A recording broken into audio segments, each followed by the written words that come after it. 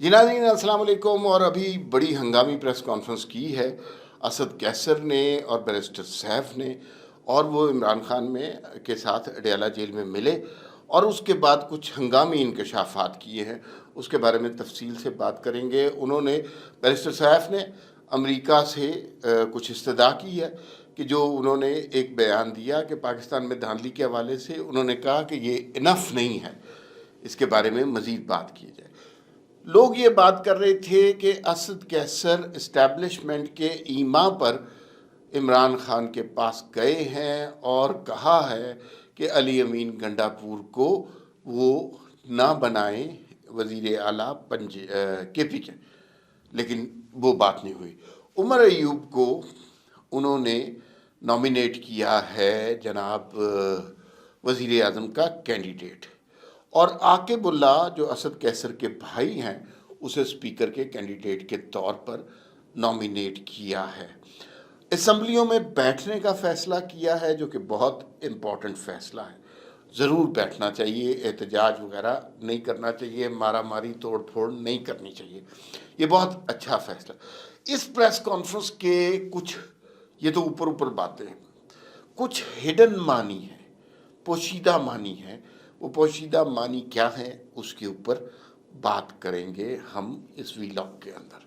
दूसरी बात, अली अमीन गंडापुर की गिरफ्तारी की खबरें आ रही हैं, उनके वारंट जारी हो गए हैं और वो इमरान खान मुसिर हैं कि उन्हीं को वज़ीर आला KPK बनाना। उनका ट्रैक रिकॉर्ड काफ़ी क्रिमिनल किस्म का है। उनके ऊपर एक साहब के कत्ल का मुकदमा भी है और उनके ऊपर एक खातून की आबरू रेज़ी का मुकदमा भी है। शहद की बोतलों के हवाले से उनकी शनाख्त आपके जहनों में महफूज है, तो वो भी आपको याद ही होगा। इसके अलावा हम इस वीलॉग में बात करेंगे लाहौर की कुछ नशिस्तें हैं जो नहीं, मुस्लिम लीग नून की कुछ नशिस्तें हैं यूँ कहना चाहिए, जिसमें कुछ लोगों ने ज़्यादा नशिस्तें जीत ली हैं, जिसमें मरीम नवाज़ हैं, जिसमें शहबाज शरीफ हैं, जिसमें हमज़ा शहबाज हैं, जिसमें अलीम ख़ान हैं। और इन लोगों की नशिस्तों का अब जाहिर है नशिस्तों का क्या करना है, अब एक एक नशिस्त से ही रह सकते हैं ना।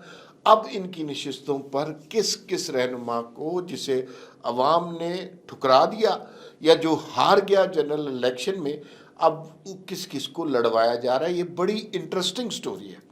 थोड़ा सा आप हैरान भी होंगे कि अब मरीम नवाज़ चूँकि सूबाई असम्बली में जा रही हैं और वहाँ की वजारत आला इनके बस में आ रही है, तो फिर कौमी असम्बली के हल्के से कौन लड़ा होगा, ये बड़ी इंटरेस्टिंग स्टोरी है। इसी हवाले से तो नहीं, लेकिन एक और स्टोरी कि पेट्रोल की कीमतें अगले 15 दिन के लिए अचानक उनमें इजाफा होने लगा है।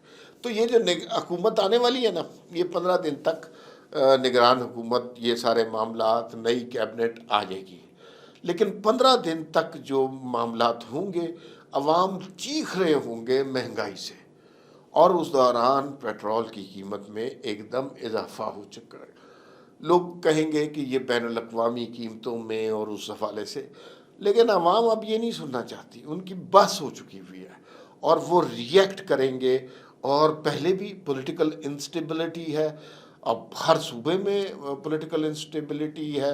जमात इस्लामी KPK पे उधर नाराज़ है, सिंध में, अब बलूचिस्तान सारे का सारा सूबा एहतजाज कर रहा है। KPK में आप देखिए जीत गए हैं, वो फिर नाराज़ है, JUI नाराज़ है। फिर उसके बाद जो है पंजाब में PTI एहतजाज पे माइल है। तो फिर इस हालात में अगर प्राइसेस भी बढ़ गए तो शहबाज शरीफ की शेरवानी के शौक में जो नताइज निकलेंगे वो बहुत खौफनाक लग रहे हैं, कोई अच्छे नताइज नहीं लग रहे। और ज़्यादातर तज्ज़ियाकार कह रहे हैं कि ये हुकूमत बनी तो ज़्यादा देर के लिए नहीं चलेगी, लिहाजा अभी भी सोचें, किसी कौमी हुकूमत की तरफ जाएं और आराम से बैठकर नौकरी करें। ज़्यादा कोई एडवेंचरिज्म की ज़रूरत नहीं है।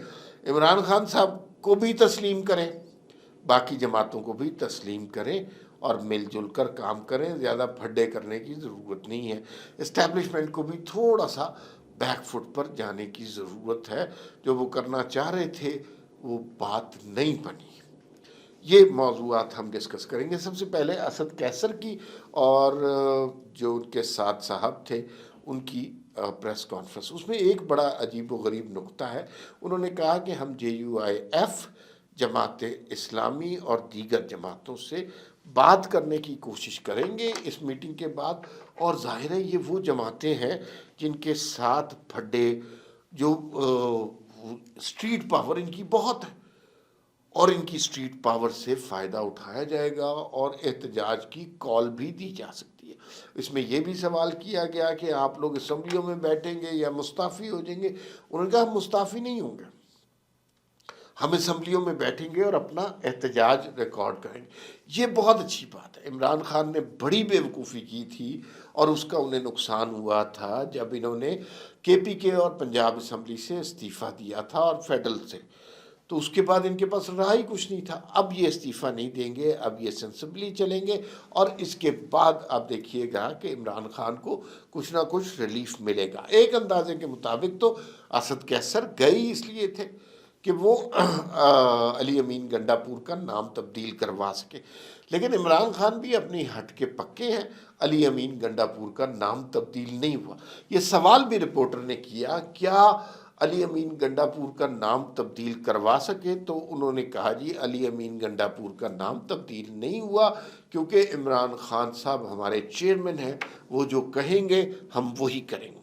لیکن یہ بڑی انٹرسٹنگ بات ہے کہ جس طرح بیرسٹر سیف نے بات کی کہ ہم امریکہ سے اپیل کرتے ہیں کہ امریکہ نے جو پاکستان میں ہونے والی دھاندلی کے بارے میں بیان دیا وہ کافی نہیں ہے.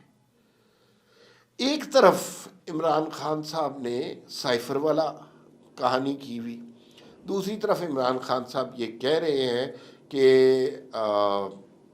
امریکہ نے میری حکومت گرا دی. دوسری جانب امریکہ میں لابنگ فارم بھی اکٹھی کی ہوئی ہے.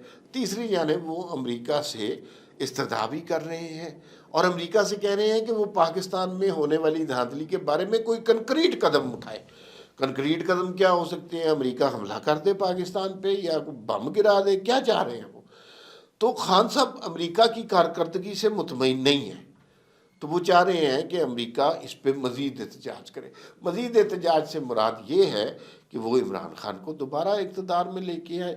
تو اس کے یہ جو عمران خان کے کیمپ کی طرف سے بیرسٹر سیف نے جو پیغام دیا امریکہ کو, اس کے تو مقاصد بڑے واضح نظر آ رہے ہیں اور صاف صاف لگ رہا ہے کہ انٹرونشن ریکوائرڈ ہے امریکی حکومت سے. اس کا مطلب ہے کہ وہ نعرہ جو تھا کہ کیا ہم کوئی غلام ہیں یا وہ اس طرح کی ایبسلوٹلی ناٹ, وہ صرف کہانیاں تھیں, وہ صرف عوام کو بے وقوف بنایا تھا, ایک جھوٹ تھا جو بہت اچھا بیچا گیا. اب بدقسمتی نون لیگ کی ہے کہ انہیں سچ بیچنا نہیں آیا.